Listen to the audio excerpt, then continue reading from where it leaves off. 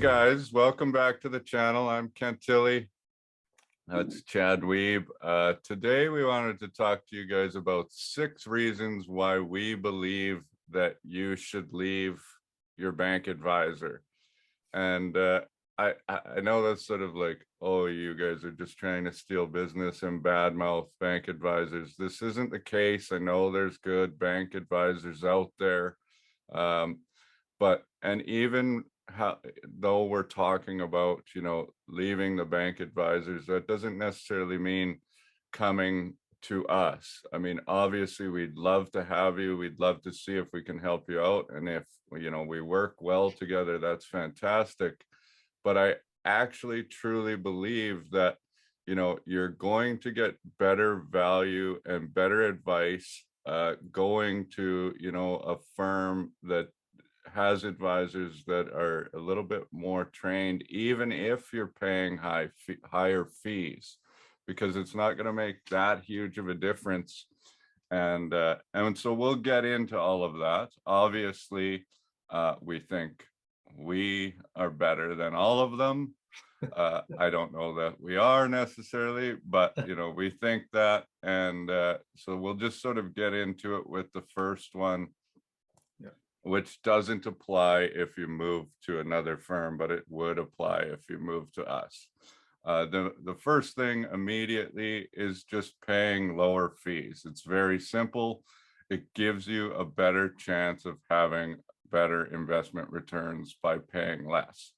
And the whole purpose of K4 was just that. It was like, these big mother corporations are taking a way bigger cut than they need to be off of your investments. And my whole purpose was cut that out.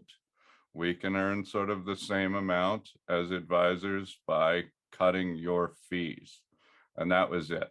If you move somewhere else to a bigger financial sort of planning firm, you're probably going to be paying a little bit more, but you're probably going to be getting better, more personalized advice. So if you want to save fees, come to us. If you want, better advice and to listen to the other parts of this, then go somewhere else. But we'll get into the next one. The fees is very simple. We cut out the big corporation. I don't like big corporations, and that was it. I couldn't tell. Yeah. Number 2 on the list here is that your branch advisor is actually incentivized to be selling debt. They look at a client holding debt or a client holding assets as somewhat comparable or even exactly the same. Whereas like what K4 or at other institutions where planning is the focus, we're incentivized to help you grow your net worth and your investments. Like Kent and I get paid more if your assets are larger. So we want that to be growing as opposed to adding a line of credit or adding an unnecessary loan or something like that. Yeah, so I want to ask you to ask yourself, the last time you went in to see your advisor, did they talk about increasing your line of credit? Did they talk about increasing your credit card limit? Did they talk about loans? And was that what they talked about?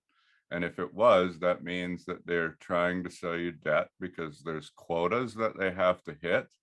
And when I was sort of in the process of bringing Chad on, I was talking to a guy that I used to work with who had gone back to the bank and then gone back to IG. And he told me that their quota was to sell 20 times the amount of debt as assets. So basically it was like, in a day, if you're supposed to get $200,000 worth of debt on your books compared to $10,000 in investments, that means the average Canadian going to the bank is going 20 times more into debt than they are actually getting the positive way. So I can't even imagine how this is going to work out. And they're trying to sell you debt plus the insurance on the debt. So I think it's a garbage strategy, but I know they make way more money off of selling the debt. Drives me crazy. Yeah. Sorry, I'm gonna get actually just raging as we move through this. Whatever, it's your turn now anyways, so All right, sorry, I took that one over. I shouldn't have. The next part is I've also heard that an advisor could have upwards of 1,500 clients at the branch level. They're basically crazy. overworked and underpaid. They don't really care that much if you stay with them. It's like every client that we have is very important to us. We're not going to take off more than we can. What's happening is we're growing as a team, as sort of, it's like I can't function with that many clients. I need to bring Chad on to help, Joaquin on to help, Sean on to help. So, I could be making a ton more money trying to do this by myself and not knowing anything about anyone. But the whole thing is the average advisor, from studies that I've read, shouldn't have more than about 150 clients in order to sort of sustain good relationships and know anything about them. Like, can you imagine if you had to deal with 1,500 people and you wouldn't know anything about them? No, absolutely not. And actually, a story. I'm gonna come back to this time in my life later in this video too. But like when I used to work at a bank, so a long time ago, I used to work at a major bank that had a red logo, and every now and again they would say, okay, well, here's a call list, and for like mortgages or assets, whatever. I'm not implying anything there, but the call list would be pages, like 10 pages of names, and I would look through them like I haven't seen any of these people before. And yeah, like Kent was saying, like I didn't know anything about them, and we were just essentially, it was a cold call. But they were kind of your clients, right? They They were our had an RSP with you, they had a TFSA, Yeah. they had something with you, they were a client, but you didn't even know what name was what. And that's the Yeah. way it would be with 1,500 people. So you know, that we try and be a little bit better than that. It's like Yeah. it's you're not just a name, you know, Yeah. you know, on a sheet with a number, right? So I think that's very important. Sure. Little companies like ours really want your business, where the banks just sort of the turnover is equal between them. So like, Yeah. well, we lost a client to TD, and they're like, but we just took one from RBC or whatever, like, so Yeah. it doesn't really matter to them. They're all one big blob, if you ask me. No, that's very true. Okay, well, number 4 is just about the quality of advice that you're going to be getting. There's a couple different ways to look at this. So number 1, lots of like branch level advisors at banks are told that they cannot offer advice on tax or insurance, which is an integral part of a financial plan. Right. And then the other part of it is like, again, like the level of education. And like, I'm not here to crap on any specific people or anything like that, but lots of times at the bank, you'll walk in and you'll see something like a CSC, which is the Canadian Securities course, or like an IFIC, which is the mutual funds course, like framed and hanging on the wall. And like I have those, Kent has those.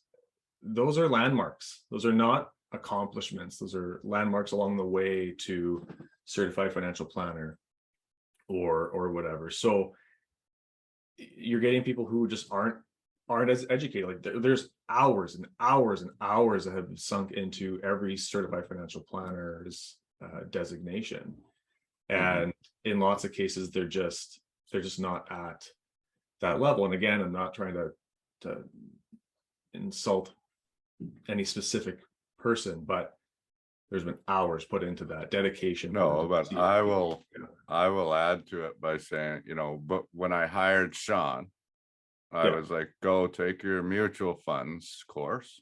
He did it quickly, easily.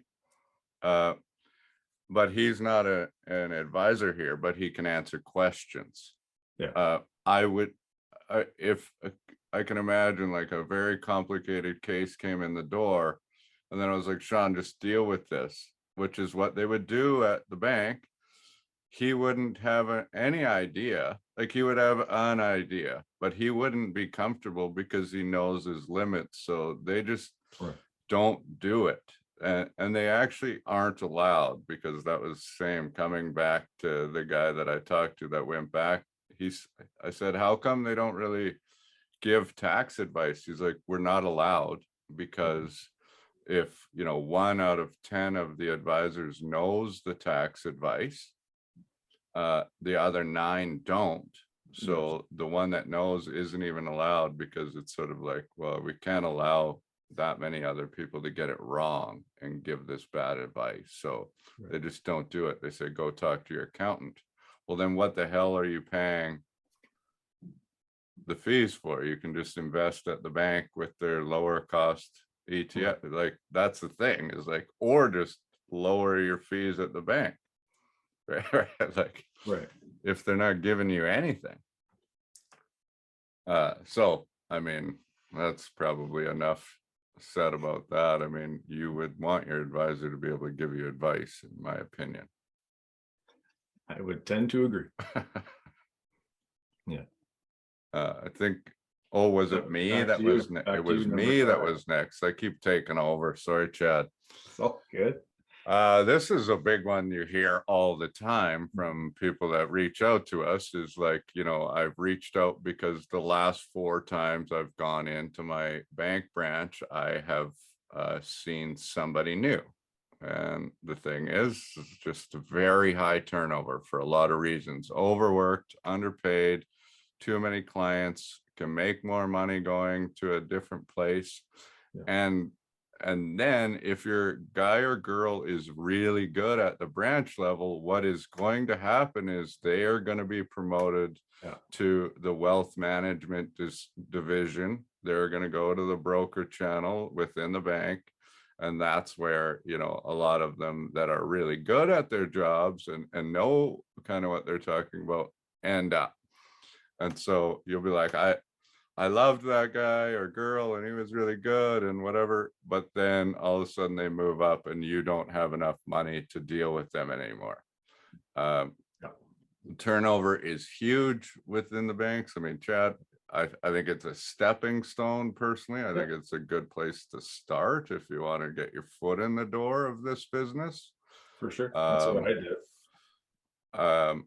But my job, is obviously I'm not going anywhere. My job is to hopefully keep Chad and Joaquin and everyone happy enough that the turnover at K4 is low. So Chad will just ask you straight up, like, are you on? Are you about to leave? No. No, I'm not. Yeah, and like this is the forum for that conversation. Exactly. This is where we should. So no, absolutely not. I mean, small business, obviously, there's turnover in business, but banks are the biggest business. The turnover is absolutely massive. That's why, even going to an advisor at a different place, at least you'll know where they're going. You can go with them if you like the relationship, right? So that's the thing, is you don't want that. You want somebody you can work with, knows your file, knows you. I mean, that's what I like about this job, is like, keeping clients, learning about them, having good relationships with them. That's the fun part, right? So one of them. And so if you don't want to be bounced around so much, find somewhere else. Here's a pretty good place, in my opinion. So that'll lead over to, I guess, that last one. Yeah, and you kind of even hinted at it in the last one. You had said they don't care about you at the branch level unless you have at the wealth management level unless you have certain assets. And that's so true. Banks, each bank has their different threshold, but it seems like they absolutely do not care about clients that have lower investment levels. Kind of usually it's around $250,000. is when they're talking about that wealth management side. Mhm. And I actually have an example of this from my time at a bank. I Which one remember again? a red one. Okay. I mean, you can go to my LinkedIn page and see it's not a big deal. But I remember a client coming in that didn't have a lot of money, probably 20,000 or something like that. And they had a problem. And on the scale of 1 to 10, the problem was like a 2 or a 3. Like it was not a big deal. Like we could have easily rectified it. Mhm. And I remember like going to the branch manager and being like, "Hey, client ABC is here." And the first question was always, "How much do they have with us?" I was like, and in my mind, I'm like, that shouldn't matter. Mhm. Like if we have a problem that's easy to rectify, let's just rectify the problem or whatever. But anyways, how much do they have with us? It's not very much. And the response was, okay, just waive the fee for a bank draft, close their account, and give them the entire balance. And so I did. Right. So I went back to this client. I was like, sorry, my manager says we don't want to deal with this small problem. Here's your whatever amount of money. We've waived the $6 for a bank draft. Here you go. And like Right. slid it across the table. And like that memory is like, I don't know, like in the movie, what is it? Inside Out. Like it's like a core memory for me. Just like Right. they just cared so little unless you were elite status or whatever, that any problem meant get out.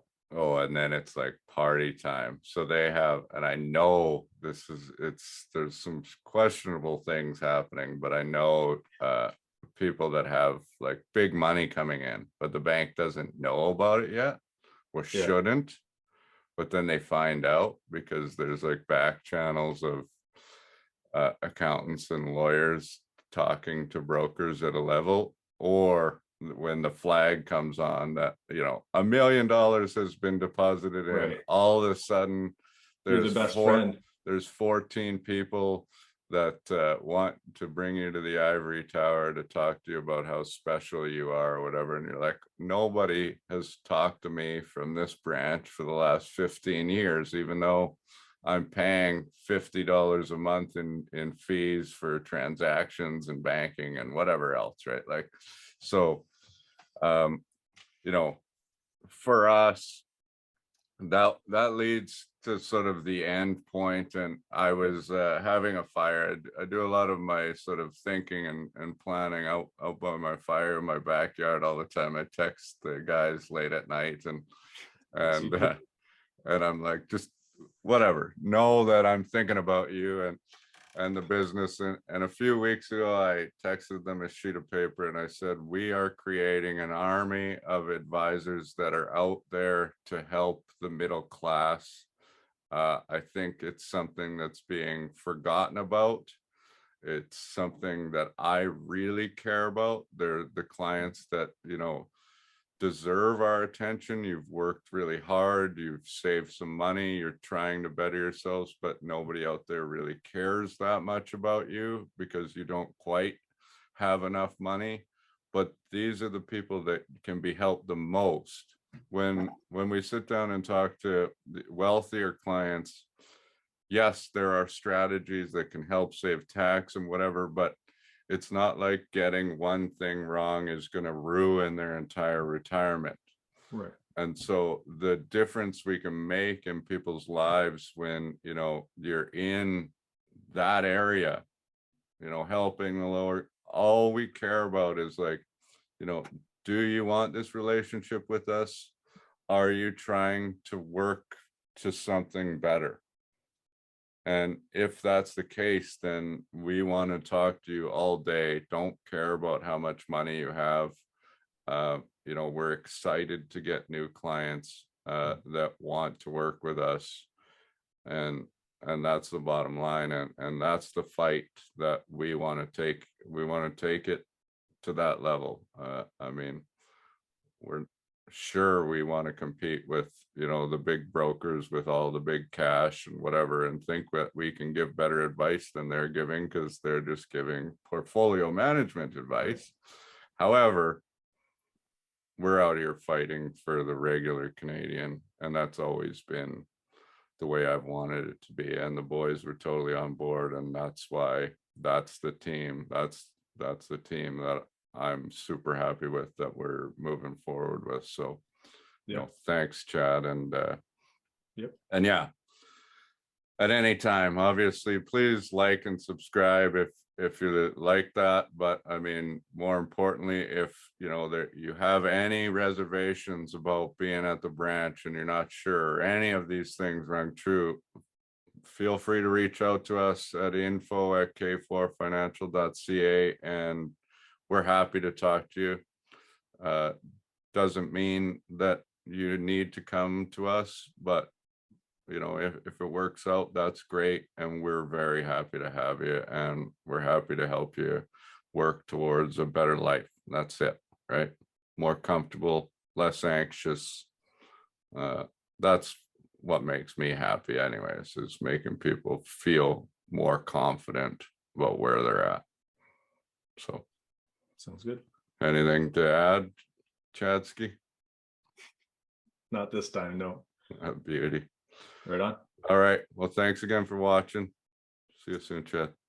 Bye. Bye.